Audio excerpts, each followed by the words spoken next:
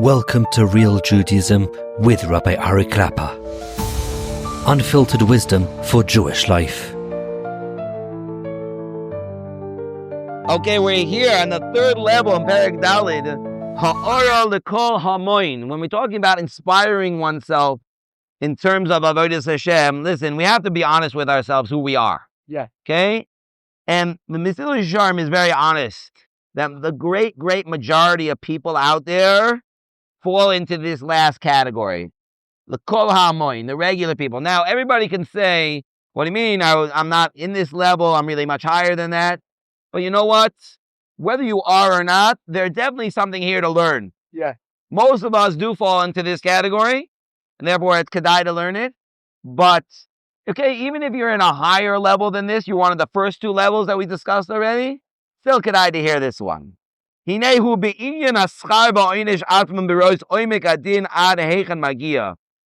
regards to schar ba'onish in this world. A person does good will get good in this world. And a person who does bad will get bad in this world. That a person should be scared. We're going to stand in front of Hashem. Not just Yom Adin when we die, but we're going to be standing in Yom Adin every year. Rosh Hashanah. Hashem is going to judge me well? Now, don't make a mistake over here.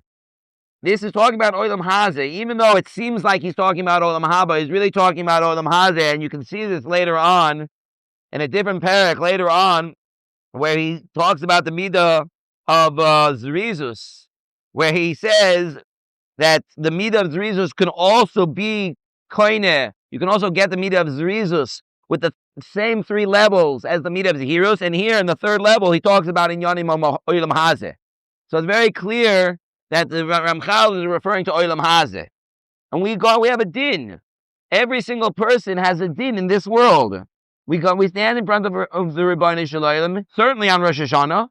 It could be even every day. Sometimes they're in Shemaim, we don't even realize we're being judged. Chazal tell us that if a person is in a Makom Sakana, there's a judgment in Shemaim. Like Klal Yisrael, when they were on the Yam, there was a judgment being done in Shemaim. And there was certain malachim that said, Rebbe Shalom, why are you saving the Jewish people? Halalu of the avodah zarah, halalu of the avodah zarah. Jewish people do avodah zarah too. Why are you saving them and killing the Mitzrim? Why? So we don't even realize we're in judgment. It could be even all the time, but certainly we should know that there is a judgment day every Rosh Hashanah for the Inyanim of Olam Hazeh. Do we know what's going to be? The Ramban in his Sefer Shar Gemul talks about the judgments, the different judgments that a person is going to have. There's a judgment after a person dies. And the judgment after a person dies, Hashem takes into account everything that happened in their life, all the mitzvahs they do, all the aveiras that they did, the circumstances and everything. If you have more mitzvahs, you have more aveiras.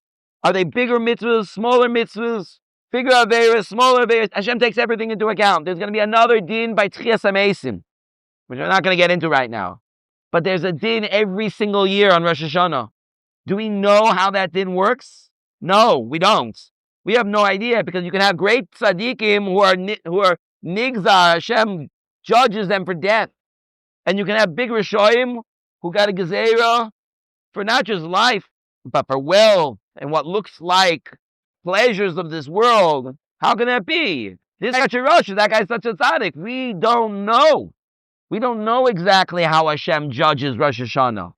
So shouldn't it give a person a pachad? Shouldn't we be scared about that? Shouldn't we be scared what's going to be? That's what Rosh Hashanah is. Who's going to be found righteous in front of Hashem? Hashem is so medaktek, every single detail, both in your kavana and what actually do, what you say, everything. At the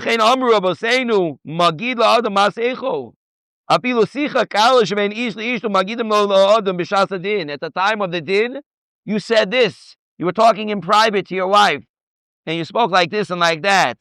Every little detail. Don't realize? Every single thing. The Gemara in Yevamah says, HaKadosh Baruch Hu judges every single, even Hasidim, even great people, by a hair's breadth. Every single thing that we do, for good or for bad, gets written down. Every thought, every word, every act, everything. Shouldn't that give a person a little bit of fear? It's kind of like a funny thing. If you were in a room with your Rebbe, would you do whatever aveira was? Would you do that aveira? Would your Rebbe standing right there? But Hashem is standing right there. Hashem's right there with you. So what's the difference? Well, the difference is I don't see Hashem. If my Rebbe was right here, I would see him. I would be embarrassed to do it. I don't see Hashem. To a certain degree, there's a teensy little bit of kfira in that. Why? Because the Gemara says, what's the difference between a ganav and a gazlan? Somebody who is a mugger or somebody who is a burglar. A mugger in broad daylight will push some old lady down and grab her purse. Everybody can see. And a burglar, at night, he sneaks in, he breaks in very quietly. Who is better? Who is worse? So you might say the gazlan is worse. Wow. Talk about azus panim. Talk about brazenness. And plus, he hurt this lady too. But on the other hand, Chazal tell us, at least the gazlan doesn't fear man more than he fears God. They're equal. Whereas the ganav, the one who breaks in the quiet, he only fears man. And that's why he's doing it quietly. He doesn't fear God. And that's where Rabbi Yochanan Ben Zakkai said that your fear of God should be just as much as your fear of man. And his Talmidim said, really, Rebbe? Only that much? He said, Halevai, you should have that. Halevai, you should have that. Every little nukta makes a difference. We don't realize it because we're not sensitive enough to it. And where does it make a difference? Even if Olam Haba is not on your mind, but Olam Hazeh. Olam Hazeh. Don't you want a good life in Olam Hazeh? Derech of the Torah is the way you'll have the best life in Olam Hazeh. That's it. That's how you're going to do it. Okay, we'll finish up over here. Thank you for joining Real Judaism, where we explore Torah's wisdom for real life. Created by J Foundations and produced by Eli Podcast Productions. Find more episodes at realjudaism.org and subscribe wherever you listen to podcasts.